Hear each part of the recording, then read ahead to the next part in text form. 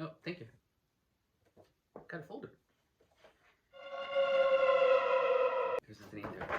I watched the movie Manhunter in December 2024 for the first time, and it has infiltrated my memory palace and built itself a room. I stutter over my words. I wrote a script on my computer, Hannibal stickers. Let's get into it. Directed by Michael Mann, Manhunter is the first movie adaptation of the book Red Dragon by Thomas Harris, in which we meet the character of Hannibal Lecter for the first time. This movie, which came out in 1986, 5 years before the iconic Silence of the Lambs graced the screen, it's a movie that's often forgotten in the universe of Hannibal media. We often talk Silence of the Lambs, this series, Red Dragon with Edward Norton, and not enough people are talking about Manhunter 1986. I want you guys to be talking about Manhunter 1986. I'm excited. Okay. It's an underrated classic, seriously, with a stellar performance from William Peterson. He's over here. I adore William Peterson. Have you guys watched To Live and Die in LA 1985? Go watch it. I find him to be so underrated himself as an actor. I know he's very popular in CSI, but I love his older roles. Older roles? Go watch Manhunter. Come back to this video. So basically what happens in Manhunter, Will Graham, played by Peterson, is a retired FBI profiler who can easily get into the minds of killers with the help of his empathy disorder. This ability doesn't come without consequences. Graham often gets stuck in their mind, having a hard time differentiating their gruesome thoughts from his own. He tries to live a quiet life, fixing boat motors in Florida, surrounded by his traditional nuclear family. His wife Molly and his stepson. In the movie it's unclear, in the book it's his stepson. In the book his name is Willie, in Manhunter his name is Kevin. And also his name I think is Josh in The Red Dragon, and is Walter in the series. Kid of a million names. When another killer eludes the authorities, it leads the head of the behavioral science unit, Jack Crawford, to slither himself back into Will's life, looking for help with the case. Crawford casts his bait, showing Will Graham pictures of dead, once perfect families. Not unlike Graham's very own, it hits him where it counts. And just like that, he is reeled back into profiling work. To Crawford, Graham becomes a tool, which is in itself objectification. To recover the mindset he has been wanting to leave behind, Graham needs Lecter, spelled Lector in the movie, L-E-C-K-T-O-R, for no apparent reason that I could find. Just on a whim, I think it was like Lector. I've heard people say that it's because it sounds just more like K. The letter K is like a harsh sound, and it's just like Lector, you know. But I prefer the Lecter original spelling. Graham had been investigating Hannibal Lecter, and when the doctor realized that Will was onto him, he gutted him, not unlike the series, except they didn't have a close relationship in the book and in Manhunter. And he left him with a long and deep scar across his abdomen. The scar becomes a symbol of ownership, another objectification on its own. When Will visits Hannibal in prison, Lecter tells him that they are just alike. Do you know how you caught me, Will? Goodbye, Dr. Lecter. You can leave messages for me at the number on You the know file. how you caught me? The reason you caught me, Will, is you're just alike. You understand?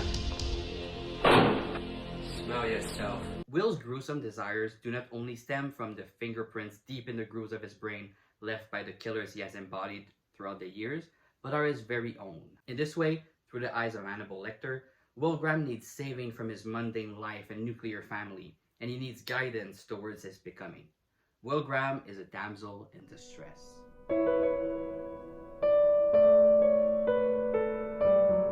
Embodying empathy and vulnerability, which are perceived as feminine traits under a rigid patriarchal society, Will Graham is seen through the same objectifying lens as women characters. Not dissimilar to how Clarice Starling is perceived, though hers is way more obvious and blatant when you watch Silence of the Lambs.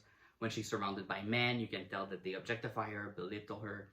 She is, that's quite the point of that she is seen as just another object and is not taken seriously. Will and Clarice are both hounded by the media, and they are put in vulnerable positions, directly in the claws of Hannibal Lecter, readily available to be swallowed in the belly of the beast. I decided to do this video because of two shots of William Peterson as Will Graham in the movie Manhunter that I saw that to me was reminiscent of the hypersexualized way that actresses were shot, mostly in the 80s and 90s. Just think of this scene in Basic Instinct 1992 where actress Sharon Stone uncrosses her leg and then crosses her other leg over the other one. And there's like a penny shot. Was she wearing any pennies? I don't know. I've never actually watched that scene, but I know about it because it's like a cultural thing that men keep talking about, which she's super hypersexualized in that moment. Objectified, if I may. And also think of that scene where actress Phoebe Cates comes out of a pool in the movie Fast Times at Ridgemont High from 1982. She has a red swimsuit. I'm not gonna put those clips in because I feel like they've been sexualized enough. But she comes out of the pool, red bikini, water. You know what I mean? And the William Peterson scenes that I'm gonna put, I feel are reminiscent of that. In this scene where we see the reflection of William Peterson, it feels like there's a softness to it and there's a femininity. It's there to emphasize the scar on his body, the sign of ownership and objectification that Hannibal has on him. But there's a softness to the way this is shot. And it's really contrary to the male gaze, where normally actors who are seen as handsome men are filmed in a manner that is like, I'm strong and my muscles are defined. And it's really like what men think that women want. But in this case, he's really filmed in a softness, the way that a man would direct a woman, like the way a man would direct an actress, like stand in front of the glass and like there's a softness and we're gonna see the outline of your waist. And there's this shot, the one that I put in direct contrast with Basic Instinct, where he's stepping over the camera and there's like an under the booty short shot, which feels really reminiscent of the hypersexualized camera shots that actresses have to endure. Like I said, he's not sexualized through the male gaze in which men are normally filmed, like broad chest shots, strong arms. On the contrary, Peterson's Graham is all booty shorts and soft figure. There's an inherent softness to him in the blue hues in the scenes with his wife and the gentleness and tenderness with which he touches her. He isn't a macho cop hero, guns a-blazing. Like for direct contrast, Richard Chance in To Live and Die in LA, which he starred in a year prior in 1985, that guy sucks. Like, I love flawed characters, and I love Richard Chance, but he sucks. And he's the type of macho cop, guns a-blazing, which Will is in complete contrast to it. Like, Will is also a cop. Will has also violent tendencies, but there is such a softness to him. Will Graham's empathy and vulnerability are commodified. His labor, his time, his energy are harvested by other men in his life, and he's always expected to always be giving more of himself. To Lecter, to the killers, to Crawford. He's always expected to be there, and he's suffering through that. And everyone's like, but you gotta give more. You gotta give, you gotta give, you gotta give. And it's reminiscent to how, take a shot every time I say the word reminiscent, to how women are treated. He doesn't experience misogyny, but Will is being used in a way that reflects it. I want to go on a little tangent about something that's not about the subject, but is about Manhunter. Actor William Peterson had a hard time getting rid of Will Graham. He had to cut his hair, bleach it, shave his beard, because every time he looked in the mirror, he would only see Will Graham. And he had a hard time shedding himself of Will Graham's mentality. It really took a toll on him, and it's ironic how Will Graham puts himself in the head of killers, and those killers infiltrate his mind and his way of thinking. He has a hard time getting rid of them. And in the same way, William Peterson had a hard time getting rid of Will Graham. And I think that William Peterson's Will Graham is the blueprint. Obviously, he was the first Will Graham, but I think that, hot take, I think that without William Peterson, Hugh Dancy might not have been cast. Because I think there are mannerisms that they both embody. I feel like Hugh Dancy had to draw inspiration from that, one way or another. Maybe he didn't. Maybe it's just the universe. But there's a way in which they touch their face when they're thinking that is the same. It's the same thing. The way they walk also. the way they jog, the way they run on a scene, they have that same type of walk, and I think it's just Hugh Dancy's walk. He just runs like that.